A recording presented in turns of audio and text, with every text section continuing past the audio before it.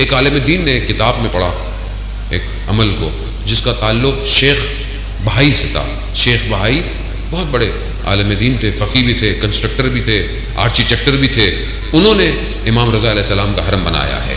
اللہم صلی علی محمد و آل محمد. انہوں نے بنایا اور ابھی بھی ان کا جو مرکز ہے، ان کی جو مقبرہ ہے وہ امام کے حرم کے اندر ہے.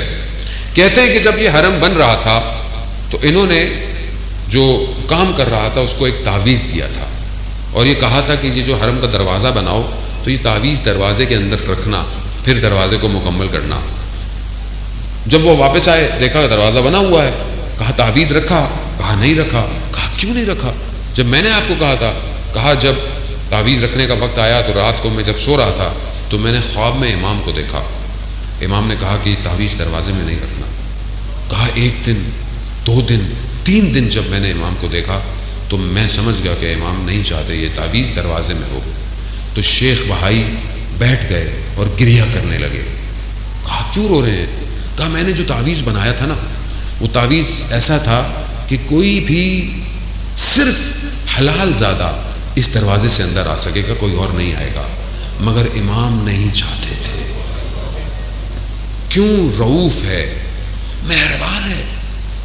یہ امام ہے کہ استاد انصاریان کہ جو ابھی آج کل بہت مریض ہیں، خدا ان کو صحت کاملہ اور عاجلہ عطا فرمائے، وہ حرم میں پڑھ رہے تھے امام رضا کے مجلس اور بیان کرتے ہوئے واقعہ کہتے ہیں کہ حرم کے خادم نے خواب میں دیکھا کہ امام تشریف لائے ہیں اور کہا کہ فلانے حرم کے دروازے پہ سائل آیا ہے، اس کی حاجت پوری کرو.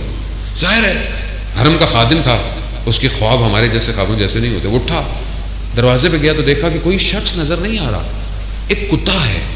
جب کتے نے خادم کو دیکھا تو چلنا شروع کر دیا شہر کی طرف.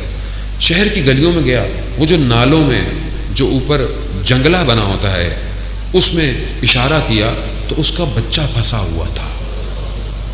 جا کر اس کو باہر نکالا. آغا انصاریان نے امام رضا کے حرم میں ہاتھ چھوڑا.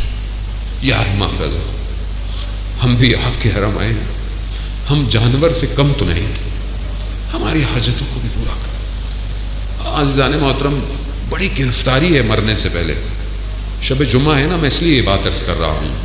قبر بڑی اندھیری ہے، امام رضا روشن کر سکتے ہیں قبر کو، کیونکہ امام نے خود فرمایا جو میری زیارت پہ آئے گا میں 3 جگہ اس کی زیارتوں میں ہوں، 3 جگہ میں زیارت پہ ہوں.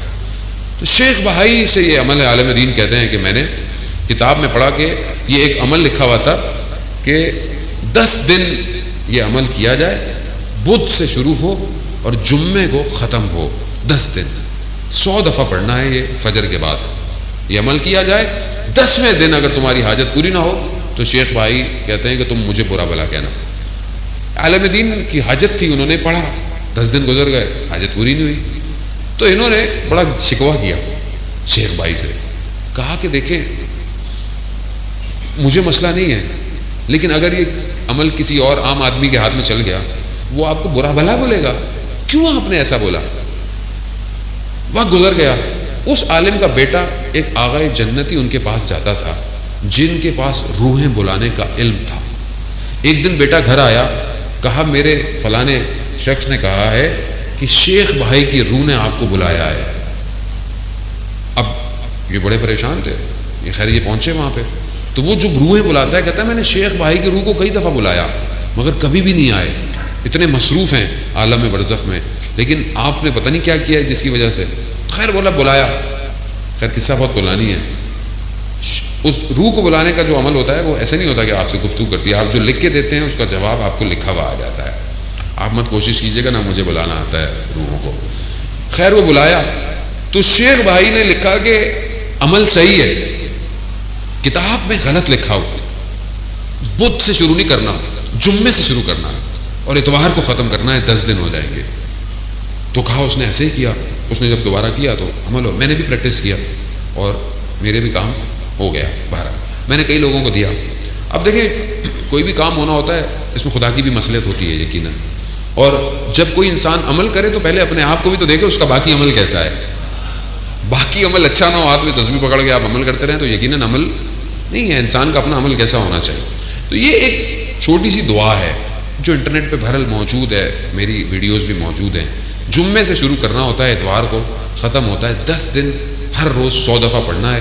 یہ میں ایک دفعہ پڑھ دیتا ہوں، اس کے علاوہ بہرحال یہ آپ کو مل جائے گا انٹرنیٹ پر کہ بسم اللہ الرحمن الرحیم یا مفتح الابواب و یا مقلب القلوب والابصار یا دلیل المتحیرین و یا غیاث المستغیثین توکلت علیک یا رب وقض حاجتی وقف مہمی ولا حول ولا قوۃ الا باللہ العلی العظیم وصلی اللہ علی محمد وآلہ اجمعین. ثواب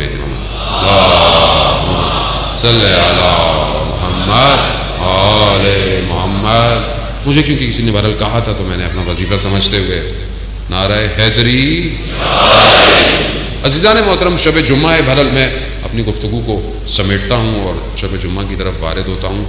شب جمعہ شب مغفرت ہے، شب دعا ہے، اور آج کی رات شب یعنی جمعرات سے جمعے تک، عصر جمعے تک جو ہمارے مرومین ہوتے ہیں ان کی روحیں آتی ہیں اور وہ ہماری طرف نگاہ کرتی ہیں کہ یہ میرا بیٹا، یہ میری اولاد، یہ میرے جاننے والے، یہ میرے ماننے والے میرے لیے کیا کر رہے ہیں. اور اگر انسان غفلت میں ہو تو یہ روحیں ناراض ہو کے چلی جاتی ہیں اور پھر آپس میں بھی گفتگو کرتی ہیں تمہیں کیا ملا، تمہیں کیا ملا. عزیزان محترم، ہم جس وادی میں رہتے ہیں اس عالم میں عالم مادہ ہے، ہم سب نے جانا ہے. اگر آج ہم اپنے محرومین کو کچھ بھیجیں گے تو کل ہمارے لیے بھی کوئی کچھ بھیجے گا. کچھ نہیں کر سکتے تو ایک فاتحہ، کچھ صلوات، کوئی درود، کچھ نہ کچھ ضرور دیا کریں، کچھ نہ کچھ ضرور دیں. اور یہ جب دیں گے تو ان کو اسی کی ضرورت ہے. ان کو اگر آپ کوئی خیر نیک کام کرتے ہیں، حتیٰ آپ کہیں پر کوئی ایک سجدے گاہ بھی رکھ دیتے ہیں، لوگ اس پہ سجدے کرتے ہیں، اس کا ثواب بھی انہیں جاتا ہے. کسی کا پیٹ بھر دیتے ہیں بھوکے کا، اس کا ثواب بھی. کسی کو لباس پہنا دیتے ہیں، حتیٰ آپ اگر پتھر کو رستے سے ہٹا دیں کسی کی خاطر کہ نیکی ہے، اس نیکی کا ثواب بھی آپ کے محرومین کو جاتا ہے.